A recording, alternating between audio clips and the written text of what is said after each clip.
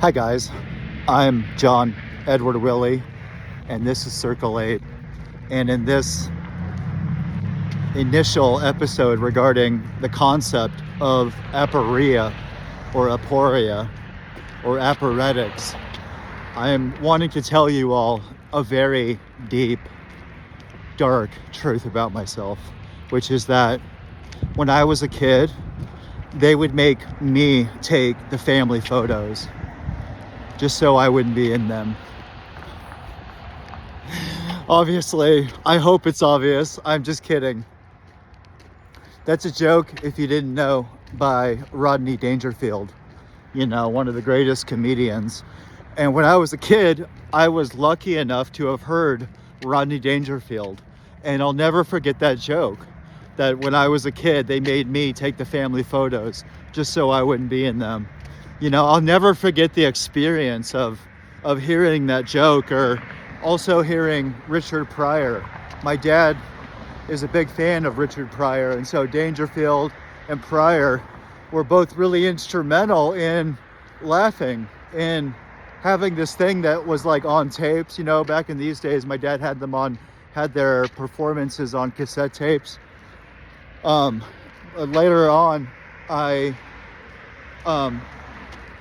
discovered other things that my dad made me privy to, which is Monty Python. He let me watch A History of the World, that hilarious mockumentary that was made in the 80s, A History of the World. And what I'm focusing on is that experience, that rupture of laughter. When you laugh, like that thing that happens, and I am so unhilarious that I was racking my brain before recording this video trying to come up with a joke. And so there's a certain sense in which I'm definitely not funny enough to be talking about what humor means, but I am perhaps philosophical enough to talk about how, in fact, it might be an opening. It might be the kind of experience that isn't merely than just having a good time or enjoying yourself or laughing. And what I mean to say is that this experience can not merely distract you, but save you from catastrophe. There's a sense in which laughter and jokes and finding the humor in things, even to the chagrin of people who are, bless their hearts, very serious about life. Because life is serious, it demands a seriousness, clearly. But there's also a sense in which having a sense of humor doesn't just allow you to feel good. It's not even as if that were good for you. But the very moment of laughing, I think, is something that emerges sort of in our experience and then sort of disappears just as quickly. And I think it's a moment of aporia. And so I see this beginning of this kind of self-made conversation about aporia to begin with that experience and what that means. And I'm lucky enough to have grown up around hilarious people. I mentioned my dad, who's one of the funniest people you'll ever meet, but there's also my brother and my sister and my mom. They're all absolutely hilarious in ways that we sort of take for granted when we're with one another. But as I get out there, I certainly sort of start discovering that not everyone really laughs. And I later discovered that there's an element of what like sociologists or other people call the luck of the Irish. And the luck of the Irish has to do with the phenomenon in Irish people. And of course, my dad's family comes from Boston, the Boston area, north of Boston. So there's a sort of an Irish background in what I'm saying, and it's certainly prevalent in my family. And what I'm focusing on here is how it actually is something that you find in a lot of communities when they have nothing. Humor in many ways is something that is confusing to people who think in too exacting ways about human nature. I mean, there's a sense in which it's confusing as to why people who have the world against them, whatever culture it might be, would still find time to laugh and joke around, and I think it's linked to love, the thing that my parents have given me that is so fundamental that I sort of suspect that other people weren't lucky enough to receive it, and it has to do with a particular kind of love that isn't really announced but is implicit. And I think this is connected to humor, to laughter. And so there's a sort of ambiguous, I won't say there is, I'm just playing with ideas, but there's a connection between love and the aporetic, perhaps. But what I want to focus on at this juncture in my little self-made conversation is the way that Aporia operates with the imagination so as to create an awareness of things that, like I say, might only last a second, but it's a sense in which we see through things. We really see into things. Like, things dissolve, and there's a resolution that's almost consoling in this, and that's why we laugh. And the word aporia has to do with philosophy, because in the history of philosophy, the word has been used in a couple, if not multiple, different ways. And what I'm hinting at, however, is my own synthesis of these notions, except that it's a non-synthesis, because I see aporia actually, and this is what I want to link this conversation to, is to a sort of a rupture in the certainties, in the absolutes, and the feeling that we have that's kind of smug when you think about it, or if you think it through, or if you just live long enough. Our best ideas fall apart. Like, no matter how complete, how total, how pure your logic or approach is, like, every idea falls apart or is torn apart or blown apart in multiple ways at the end, meaning that there is no theory of everything, because reality itself exceeds all theories. And so aporia, in many ways, is an ending point to thought, but the other side of this is that it's a beginning point for thought. Aporia represents a point in which I begin as a child, if that makes sense, if you're picking up what I'm putting down. And so aporia on a certain level means making something out of nothing. And it has much less to do with humor and jokes. Jokes like what comedians do is incredible. But on a certain level, it's a junky way of doing what one can do much more, perhaps easily, on their own, which is to see that all thinking and all perception reaches I call it a horizon, that in many ways demands our reverence. And by reverence, I mean that we allow ourselves to fall apart if that's what's demanded, that the very chaos, the very thing that in a lot of respects as civilized, cultured people, we tend to really assume is not there, is this underworld of wildness and chaos. And it's not evil, right? It's not a bad thing, but on a certain level, we program ourselves to think that we have to overcome this chaos. And lo and behold, it's here to remind us of nature's fullness, and it's not a bleak thing if one sort of begins with the assumption that all theories, all stories will be taken apart. And the reason that I'm suggesting this is to point the way in what I'm thinking of, because I'm beginning with the comic. Like, what happens when a comedian makes a joke? Like, what happens when we laugh? Like, do you ever think about why do we laugh? I know it sounds obnoxious. It almost sounds like somebody that we would make fun of would say, to say something so ridiculously simple, because there are indeed so many pretentious people out there. But these fundamental questions, I think, if they come from an original place, they actually have value. Because what I suspect is that for a moment that we can allow ourselves the sheer insanity and dislocation of our lives and our way of being, in spite of its its grandiosity and how amazing everything is, there is an underlying hidden thought within us that erupts when a joke is made. And we can't even contain, oh, look at that. That's the Kansas City Tower that they're now making, they've now lit it up. So that is amazing. I have lived in awe of that tower for many, many years, being a child of Midtown. You know, in Midtown, Kansas City, that tower is now illuminated by lights. And it's sort of a centerpiece in the endless walks that I've been taking for like 20 years around here.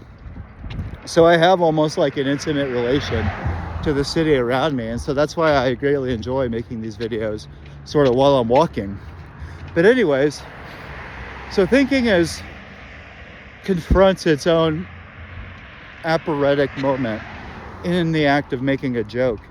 A joke sort of relays to our unconscious or our subconscious that there are contradictions, that there are actually deep tensions, deep problems, problematic gaps of unintelligibility between the disciplines that we take for granted as being linked, or the very life that we think of as having a sort of seamless unity. You know, there's a sense in which, I'm not speaking about it here, but there are political moments of rupture, whatever they are, that come from within systems or outside of systems, that are ultimately in many ways aphoretic. But the place that I begin is philosophically, and to think about aporia and its power and what it means as like both an ending point for certainty and totality, but also a starting point for making something anew, for taking the pieces of that wreckage and making something new. Aporia represents a passageway from chaos into order, but one has to completely accept the chaos in order for this reconfiguration to occur.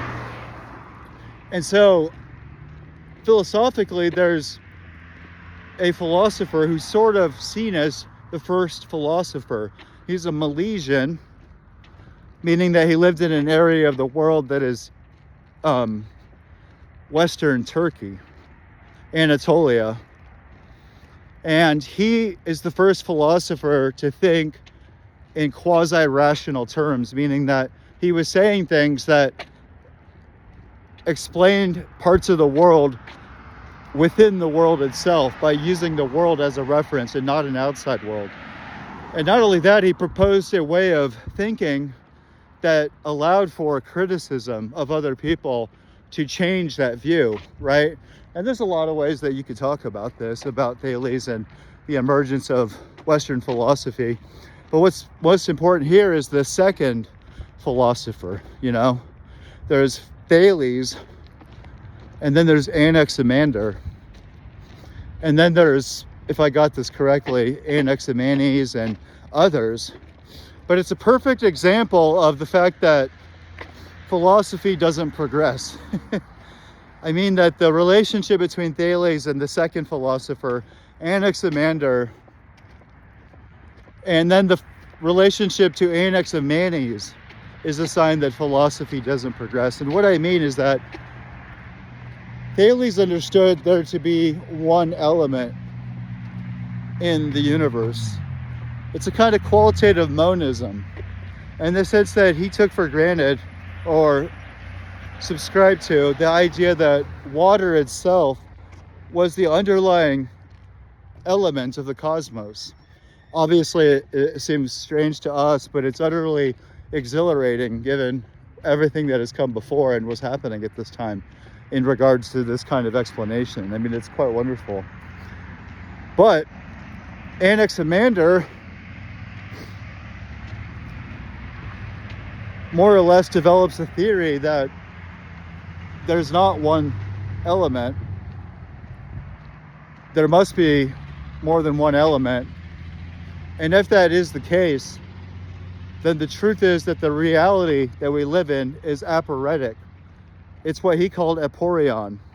And I know I'm bludgeoning the pronunciation of these terms, but I frankly don't care.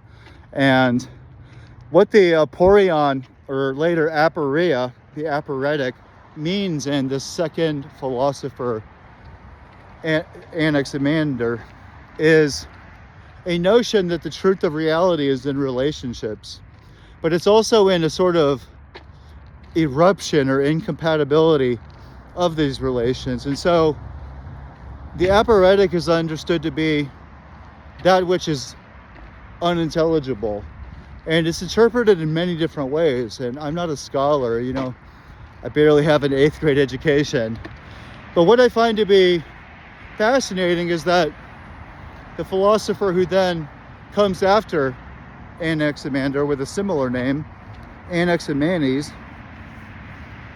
he takes a step backwards and subscribes to another kind of substance that is much more similar to what Thales, the first philosopher, was doing. Because the second philosopher, Anaximander, I think, opened up something that would ultimately become deeply problematic to Western philosophy. And it has to do with, and this is my interpretation, but it has to do with a simple question, and that is whether we privilege or whether we put forth first the idea that reality is things, that it's objects, it's people, it's facts. And then there's another point of view that says reality is actually relationships, that it's actually the space between things that is real. And like in art, they might call this negative space. In philosophy, they might call this the transcendental deduction. That's what it's called in Immanuel Kant's work, the philosopher Immanuel Kant, who is dear to my heart. And speaking of Anaximander and this concept of the relation between things and the way in which this relation might not be sustainable, Kant is in effect working in a similar way. And what's fascinating is that Kant understood this to be a place in rational thinking where we discover that rationality effectively cannot be trusted as being a primary privileged way of thinking, meaning that rationality with a capital R can propose truths or truth claims that are equally provable or equally rational, and yet the complete opposite, meaning that you can reason in certain ways where you can rationally reach totally different points of view, both of which are equally believable. And so Kant understood this to be what he calls an antinomy. An antinomy with an A, similar to aporia, but antinomy is a place in our thinking where we discover that something is lacking ultimately.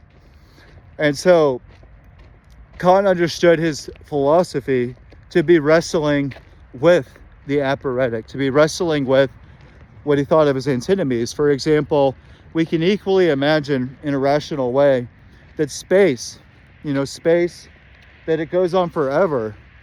I mean, just look at that. Look at that space. There's a lot of space up there. The sky itself is pretty deceiving because it doesn't really even convey the amount of space that's up there or even below us. So does space go on forever? It seems plausible because it's impossible to imagine reality without space. And yet one has to imagine an ending point, that space must end.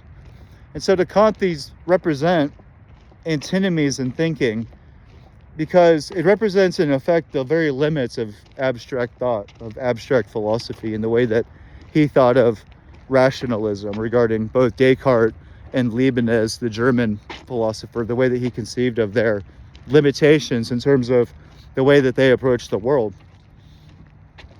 And what's fascinating is the sense in which Kant's response is utterly brilliant. I mean, his development of a critical theory, or a critique, as he might have called it, a critique of pure reason, as his first book is called. He had ultimately synthesized a number of problems in this tradition that goes back to Plato and Aristotle and Socrates especially. And by the way, one thing that's especially fascinating about Socrates regarding aporia, and I discovered this early on when I was reading a lot of Plato's dialogues. When I was young, I would read them ravenously. I was always reading like Emerson, Ralph Waldo Emerson, and Plato's dialogues when I was like 19.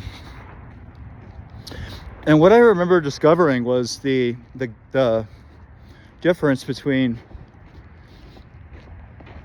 how Socrates would be represented by like teachers or by textbooks in Plato, and what I would discover in the text, like Meno or Phaedrus, or almost any dialogue, that Socrates would reach a point at which he could say nothing more, and he would in many ways say or suggest that he'd reached aporia.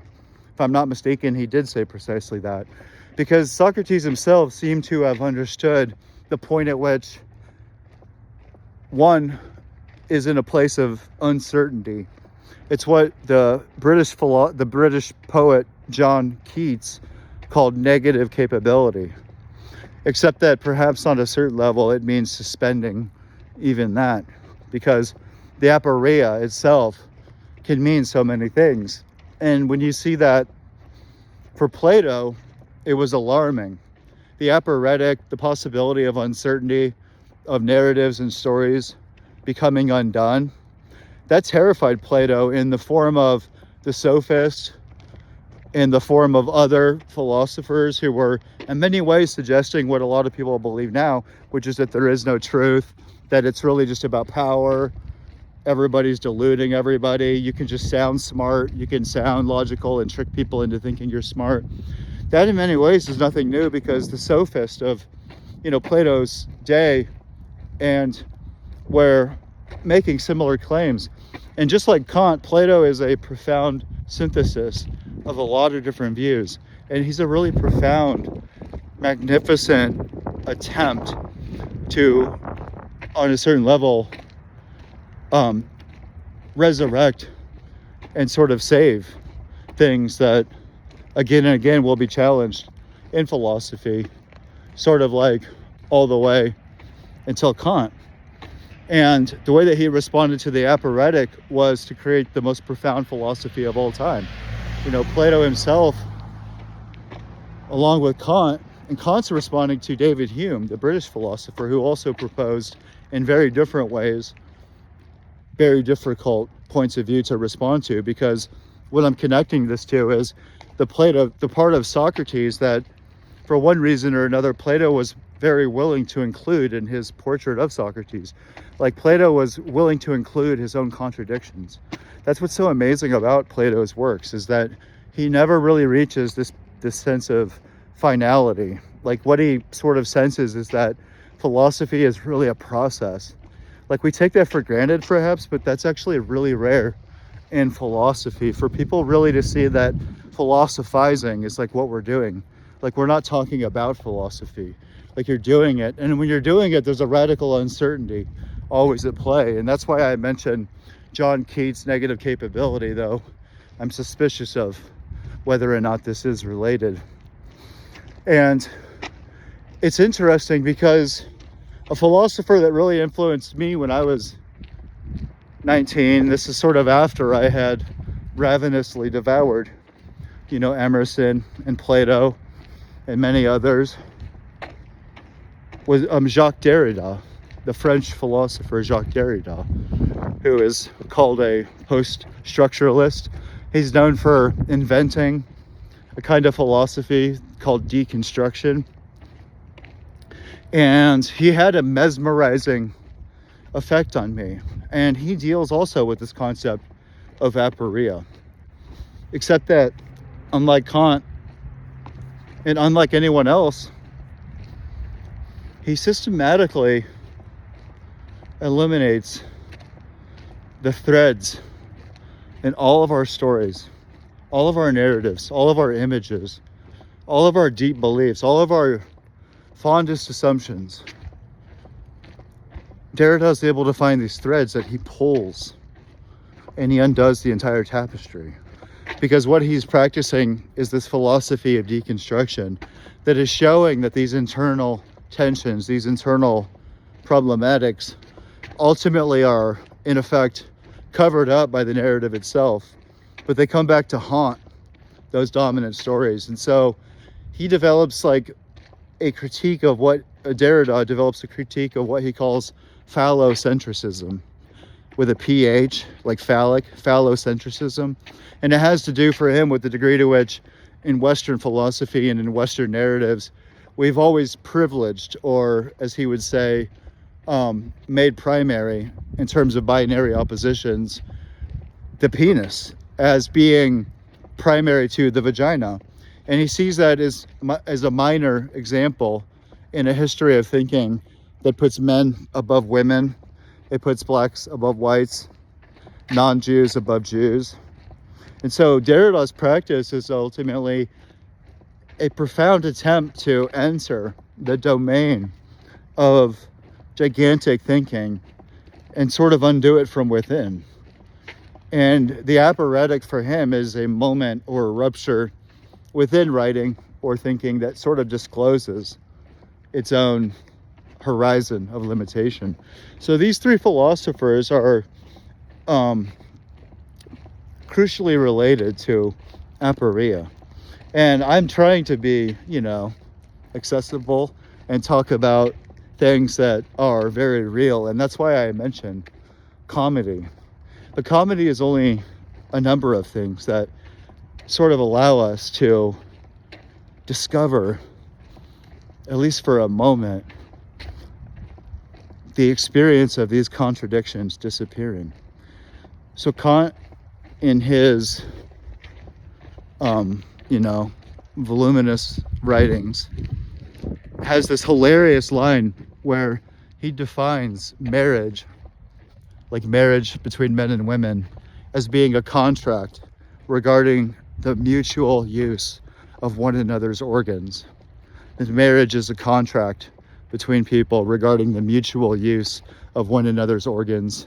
And so there's like rarely humor in philosophy, let alone in Kant. And this in itself is a sort of irony. It's sort of a glimpse of something within Kant, that is perhaps disclosing a deeper rupture. And that's kind of a quasi-Derridian way of reading it, but I think it's a way of refocusing on what the joke is, because the joke illuminates these underlying tensions and contradictions and difficulties. And as I mentioned, the moment at which it disappears from itself is necessary, because we live within this shared imaginative space. Like the psyche, like the imagination is something that a lot of people look down on as being something that should be undone. Like the ego should be dismantled or whatever. But I think there's a sense in which we really overlook how this actually structures our lives in ways that it's very easy to take for granted. And so one is not celebrating chaos so much as celebrating its impasse. And I think that's sort of return to reality, like when you leave a theater or when you leave the comedy show or after the joke. We naturally go back to reality because it's impossible to sustain this.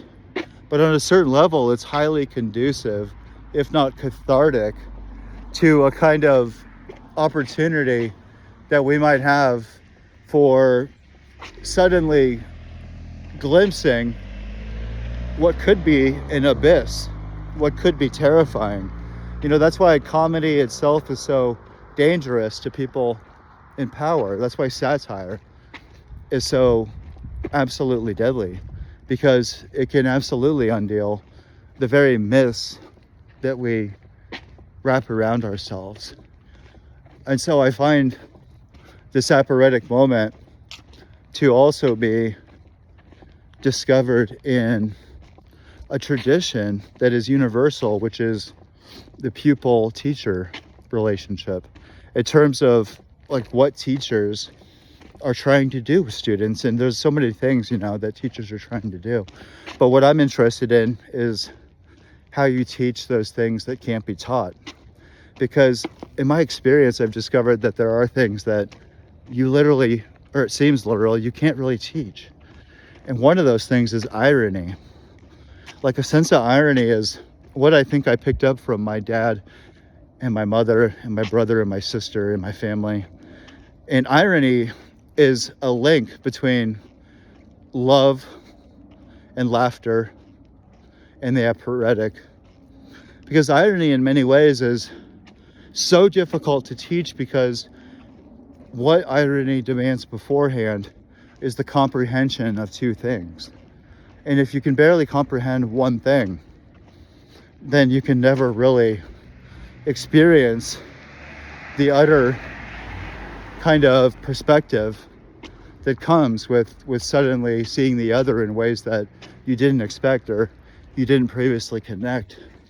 And so that's what I find so exciting about the aporetic, is that irony perhaps is introduced, and yet that's something that is fearful. It incites fear in those who have a sense of underlying certainty, who need certainty.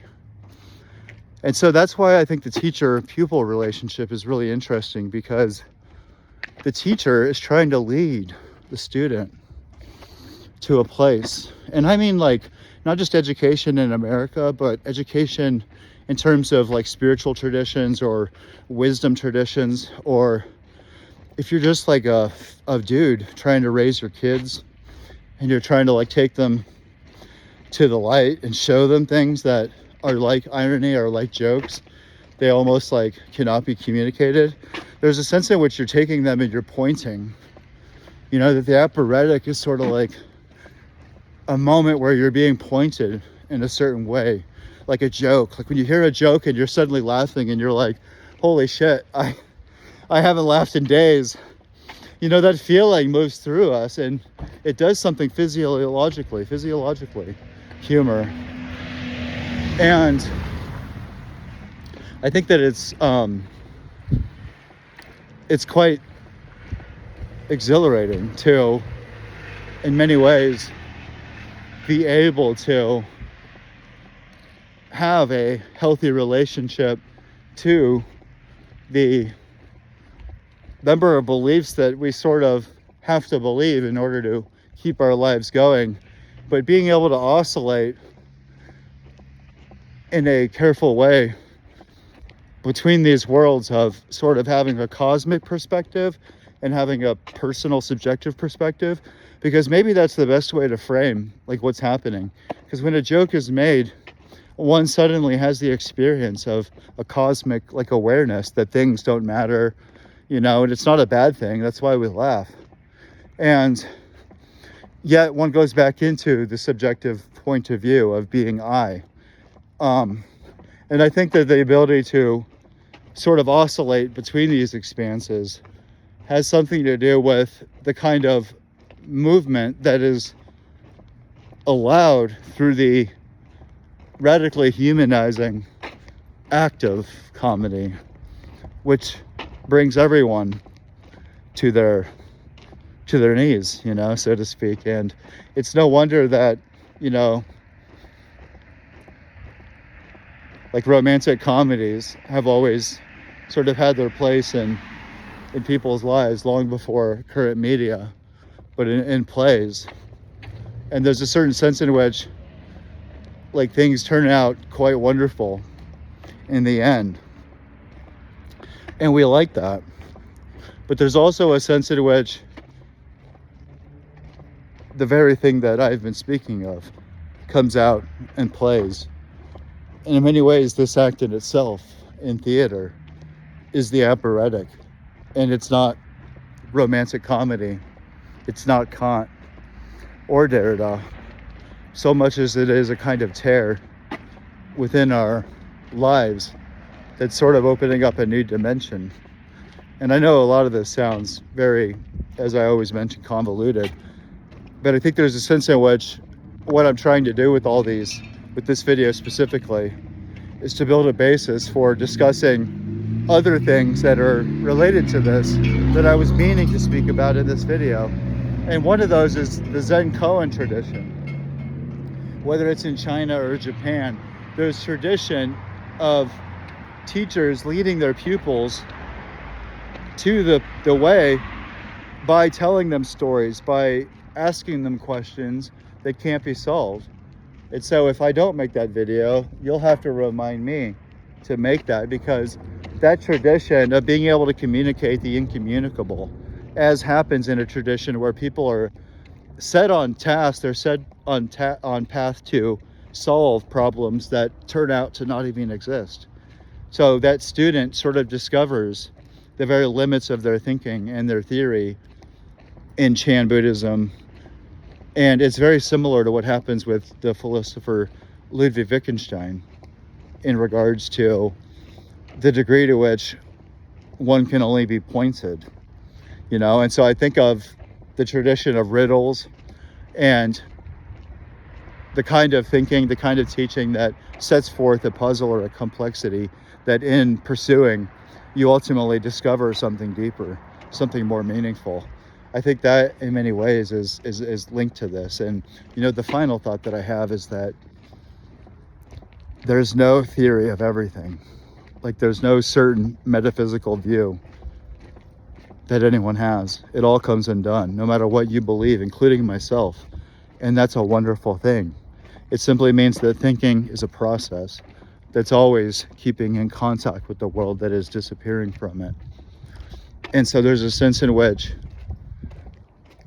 we discover what Wittgenstein had stated so profoundly in his Tractatus, his Logicus Tractatus, whatever it's called. He had said something that's easy to overlook philosophically. He'd said that the world is not all that is the case. I might be misspeaking, and I know that sounds innocuous. The world is not all that is the case. But that's a line that I think the Aporetic will play on in the future. And it's probably a wonderful place to sort of end this little introductory video to Aporia, which in many ways is a ending and a beginning. And I'm John Edward Willie, and I love you guys.